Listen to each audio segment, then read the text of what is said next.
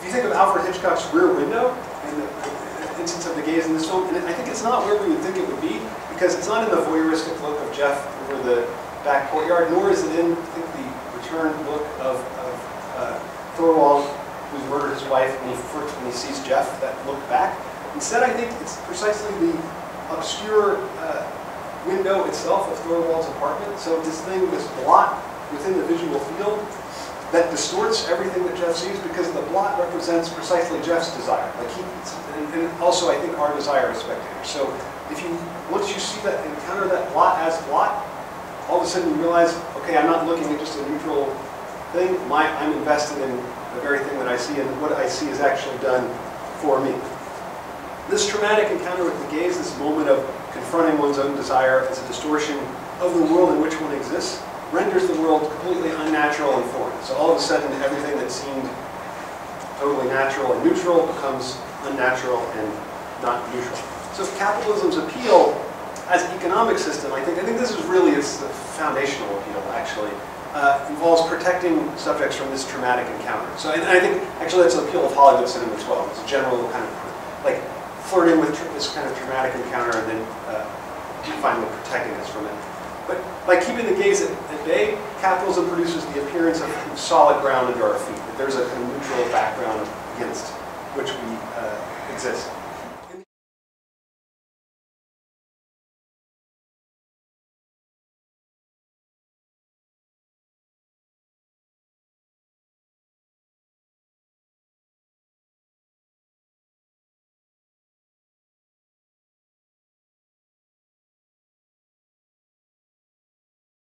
I think Lacan once said himself that the only thing he ever invented was the objet petit, which I think the reason why he often coined terms, which is maybe unfortunate, but that term I think is fortunate, because what it means is an object that causes our desire, but it only causes our desire insofar as it's lost. But it only exists insofar as it's lost. So so if you use the term lost object, which I tend to do to try to make it a little clearer to the lay people, I think that dimension of it is lost. The fact that it only exists insofar as it's lost is communicated by objet petit, which I think is the central Lacanian idea. So I think that's his importance is two things. So bringing philosophy into psychoanalysis, and related to that, inventing this concept of the objet.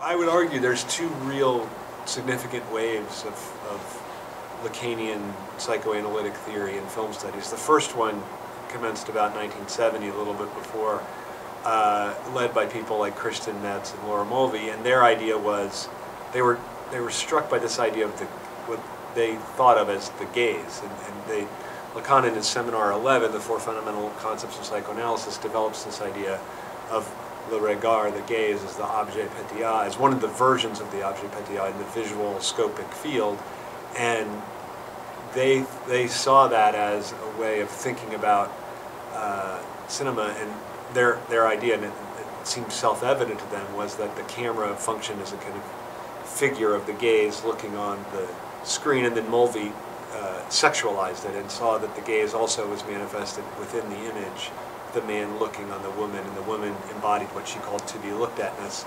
And then, so that was the first wave, and then there was a second wave, and I think, Zizek was a major figure in this, but I think Joan Kovtchik was the seminal figure, if I can use seminal to describe a woman, was the seminal figure in developing this shift away from that notion of the gaze, which really had nothing to do, even though it took the term gaze from Lacan, and it also, they made explicit reference to Lacan. It really had nothing to do with Lacan's own thought, and it's Kopchak who sort of understands that, and she claims that they performed what she calls a Foucauldianization of Lacan, which I think is really well put, and I think that's exactly correct. And then so then the second wave began to look at the gaze as this object within the image, where we see the incompleteness of the image, that then forces us to recognize our own status as desiring subject looking on what we see. So there is a sense in which it's still the subject looking, but it's what you only see yourself looking insofar as you see this object in the image that you can't really see, that it blots the image.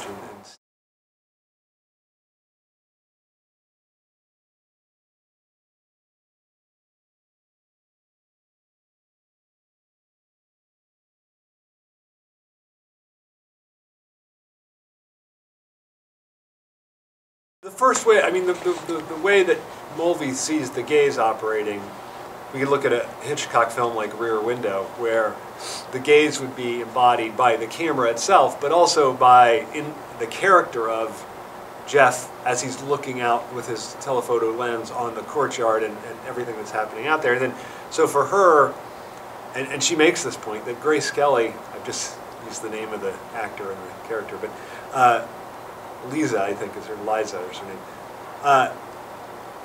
She only becomes an object of desire once she enters his visual field. So once she becomes an object of his gaze, so once she embodies to be looked at-ness, then she becomes desirable for him.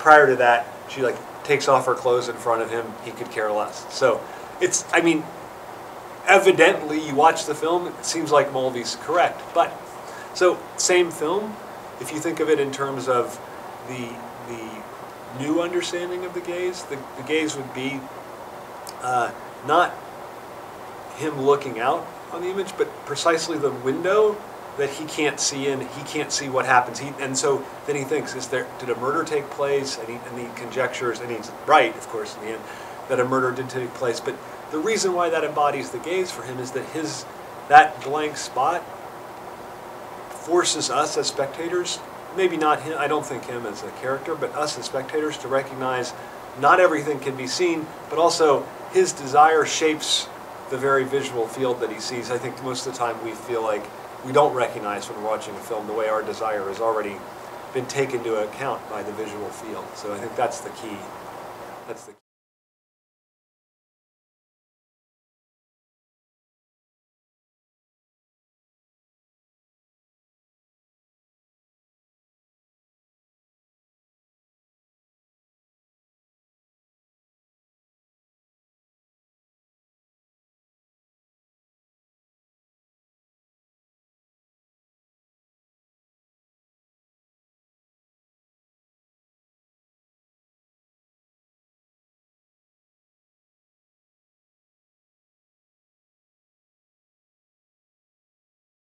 I think there's a certain sense in which desire and drive are the same thing, but I'll sort of unpack that. I think that desire follows the same circuit of drive, and so they're both perpetual pursuit that doesn't ever obtain its object. So Freud calls it initially repetition, compulsion, and beyond the pleasure principle, and then he sort of develops this idea of death drive. But I think that those things are the same. But desire, I think, persists with the illusion that the object is in some way obtainable. And so there's still, for desire, Lacan says in Seminar 11 that the drive has no object. And so I think desire, on the other hand, has an object. It seems like, so the object that causes it, the objet petit, the object cause of the desire, is there, and it seems like you could possibly get it. So there is also an object of desire within desire, whereas in drive there's no object of the drive. There's nothing the drive is going after. It just continues the process of going without the notion of it could sometime get what it's going after. So I think fantasy is more an important term, because desire, it seems like to me, can't function without some fantasy that it's going to actually be realized. So I think so the idea of fantasy realizing desire is the key thing, and then drive, there's no idea of it being, it's satisfying without being realizable, because there's nothing to be realized. But on the other hand, desire is always unsatisfying because it never gets what it wants, but drive is always getting what it wants because it doesn't want anything, basically, except to keep circulating.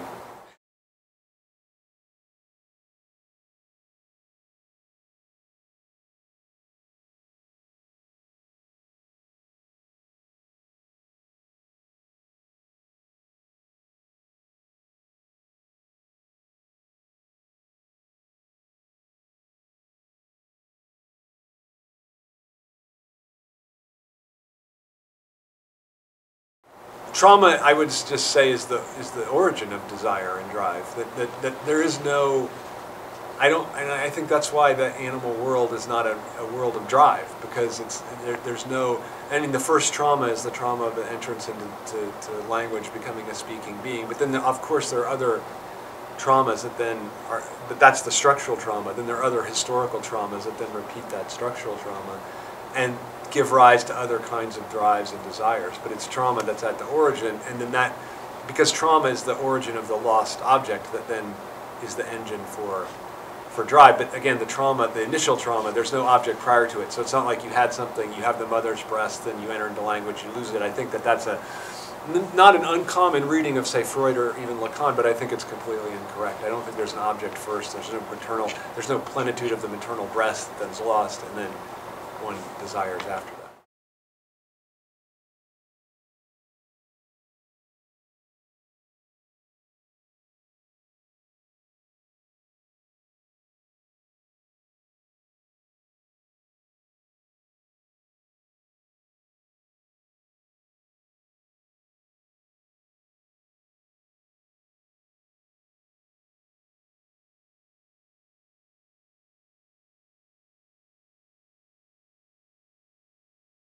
So atemporal cinema is, I think, a cinema that develops only with the digital age. I mean, not only. I mean, I think there's some sort of, I don't know, precursors, things that kind of anticipate what is going to happen.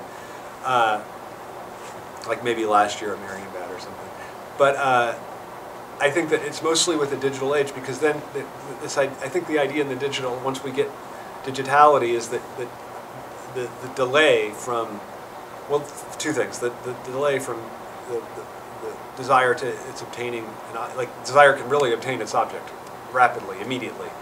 And also the object doesn't deteriorate. It's the object, you get the object and you don't have to think like, oh, it used to be better. No, it's as good as it gets. And I think my idea is that creates a sense of dissatisfaction with the whole project of desire, and sort of thrusts us into a moment of drive. And I think cinema, or a status of drive or something, but I think cinema then has nicely captured this in different films, so the way it's done, I think, is that chronology becomes jumbled within cinema, so it doesn't really matter what comes, like the temporality of what comes first, what comes second, doesn't really matter. And so we can, instead, films try to show a kind of circling of the object, just like in Drive, just a kind of missing of the object in Drive. And I mean, I think there are numerous examples. I guess maybe Eternal Sunshine of the Spotless Mind is the most famous, or Memento. Both are pretty, I think, well known. But like in Eternal Sunshine, we get this: things are happening in all kinds of orders in all kinds of order in the film, but what we in each case, what links the different shots together is some kind of failure to get the object rather than a successful getting the object. And Memento, I think, is great too, because we get this backward movement in time, and we think we're going to get back, this imaginary, maybe real murder of clearly his wife has died, but something he thinks or we think as spectators we're going to move back to this moment where the wife was murdered. We'll find out the key to the mystery, and it actually just moves back in time to get to this first lie that he tells that, that starts the whole investigation. So you see that there's no actual beginning point, and so time ceases to be, the time itself. I think Memento gives the lie to the idea of time, like the time, that moving forward in time, even though it's moving backward, that moving forward in time or in narrative would get us to some kind of answer or phantasmatic realization of our desire. Instead, we just get this, at the beginning there's just nothing. There's just this commencement with a falsehood. So I think it's a pretty nice example of that.